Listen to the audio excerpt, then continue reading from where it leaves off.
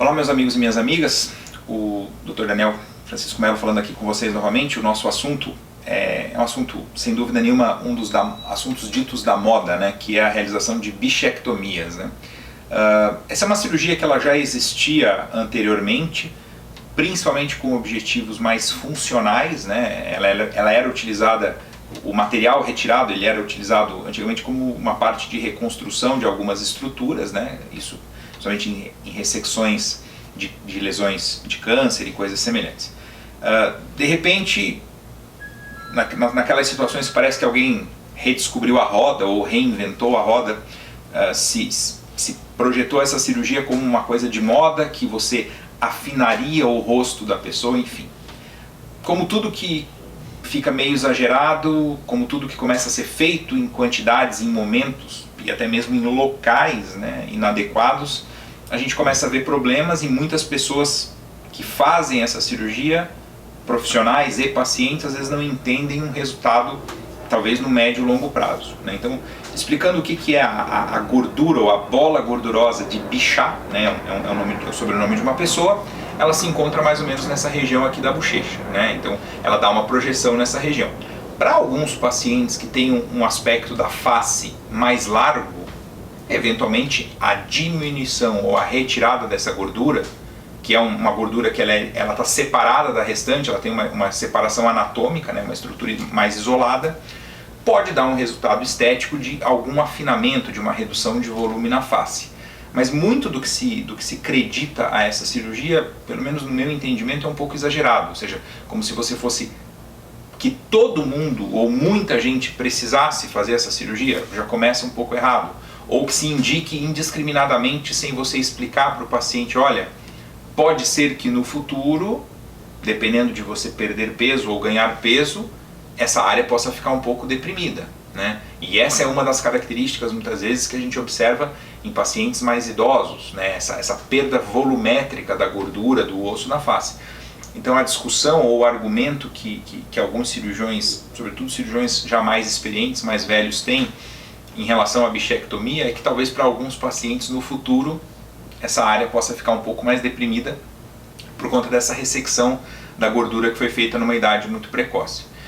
O que eu poderia dizer para vocês, na minha opinião, é que é uma cirurgia que, do ponto de vista técnico, eu concordo que é uma cirurgia relativamente simples, relativamente rápida, né? Ela é feita com uma incisão mais ou menos 2, 3 centímetros por dentro da boca. É uma cirurgia feita com anestesia local, associada a algum tipo de sedação, normalmente, mas até outras opções também são válidas.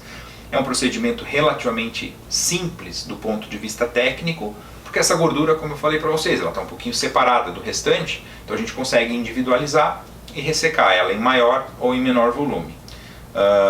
Desde que exista uma boa indicação, ela pode ser realizada. Mas infelizmente o que a gente tem observado é que o pessoal tem começado a fazer isso de modo exagerado, né? Ressecções exageradas em muitos pacientes que já apresentam um perfil facial mais fino, então isso pode realmente no futuro até fazer falta. Eu penso sempre isso de uma maneira de explicar para o paciente que se ele tem a indicação para o procedimento, ou se ele deseja fazer, a nossa função é orientar e colocar riscos e benefícios, né? Sem dúvida nenhuma, uma cirurgia que pareça simples, que possa ser realizada com anestesia local, em qualquer consultório, tem que tomar um pouco de cuidado para que ela não seja super indicada e que no futuro não muito distante nós vejamos um número grande de pacientes com depressões ou com cirurgias que foram feitas de modo muito agressivo. Era o que acontecia, e existe uma certa comparação nisso, com as cirurgias na pálpebra feitas há algum tempo, né? Se ressecava muita gordura e alguns anos depois se observava aquele aspecto mais esqueletizado do olho, porque essa gordura tinha uma função de proteção, de camuflagem dos contornos. Guardadas as proporções, para a realização da bichectomia isso também pode acontecer, né? Eu acho que é uma cirurgia, sem dúvida nenhuma, que traz bons resultados. O meu único ponto crítico seria indicá-la adequadamente e não para tanta gente. Eu acho que esse é um outro ponto. Tem muitas pessoas que fizeram esse procedimento, agora até já diminuiu um pouco esse ânimo exagerado, vamos dizer assim, mas o ponto crítico é esse, você indicar bem, selecionar bem o teu paciente, que ele entenda aquilo. A execução técnica nessa situação não é tão complexa, mas a indicação sem dúvida nenhuma, né?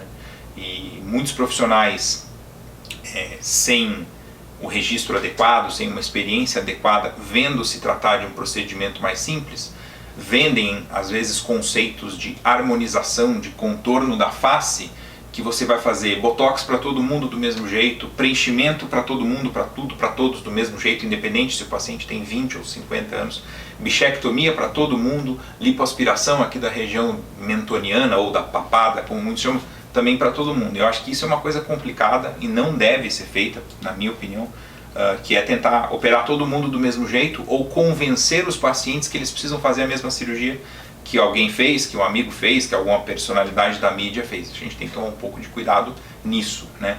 Porque aí a chance de resultados desfavoráveis existe, porque a gente tem que analisar sempre individualmente cada caso, né? E não necessariamente essa cirurgia é aquela cirurgia assim que todo mundo precisa fazer. Esse é um conceito que tem que se tomar um pouquinho de cuidado, tá certo? Obrigado pela atenção de vocês, estou à disposição para discussões e comentários.